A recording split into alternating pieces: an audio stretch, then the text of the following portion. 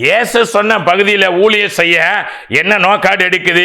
கிறிஸ்துவுடைய உபதேசத்தை போதிக்கிறதுக்கு உனக்கு என்ன கஷ்டம்? ஆமா, கிறிஸ்து சொன்னதை போதிக்காம நீ என்ன கிறிஸ்துவை விட ஓவர் ஸ்மார்ட்டா? ஓவர் ஸ்மார்ட்லாம் காட்ட வேண்டாம், ரொம்ப மிஞ்சின நீதிமானா இருக்க வேண்டாம். வசனத்தை மட்டும் காண்பித்து ஜனங்களுக்கு வசனத்துப்படி வாழ சொல்லி கொடுத்தா போதும். பெருசா மேல இருந்துலாம் குதிக்க வேண்டாம், கீழ இருந்து உபதேசம் பண்ணனாலே போதும். கிறிஸ்துவுடைய உபதேசத்தை சொன்னாலே சபை பரிசுத்தம் அடைஞ்சிடும், சபை பரலோகத்துக்கு ஆயத்தப்படும்.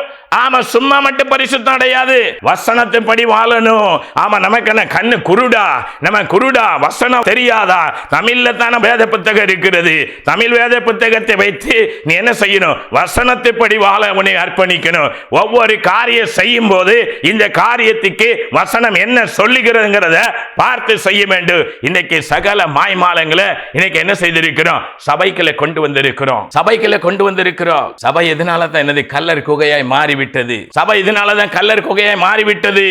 சபை எதை குறித்து பேசணும் அப்படின்னா மனம் திரும்புதலை குறித்து பேசணும். சபை பரிசுத்தத்தை குறித்து பேசணும். சபை ரட்சிப்பை குறித்து பேசணும்.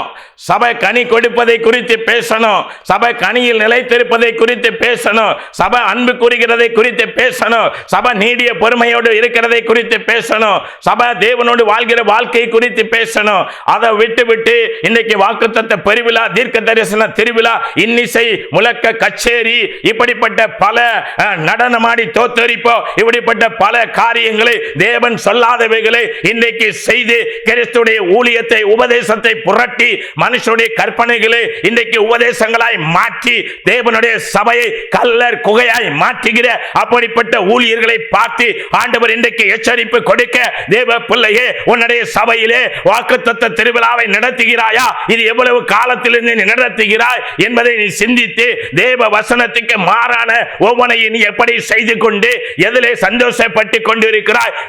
உலகத்துக்குரியவைகளை, இன்மைக்குரியவைகளை, இந்த பூமிக்குரியவைகளை குறித்து பேசுகிறாயா? இல்லை என்றால் பரலோகத்துக்குரியவைகளை பேசி ஜனங்களை பரலோகத்துக்கு நேராக பூமிக்குரியவைகளை அல்ல மேலானவைகளை நாடுங்கள் என்று கொலோசியர் 3வது அதிகாரத்தில் சொல்லப்பட்டது போல பூமிக்குரியவைகளை குறித்து பேசுகிறாயா? இல்லை என்றால் மேலானவைகளை, பரலோகத்துக்குரியவைகளை, கிறிஸ்துவின் இடத்தில் இருக்கிறவைகளை, பிதாவின் இடத்தில் இருக்கிறவைகளை, அவைகளை குறித்து பேசுகிறாயா?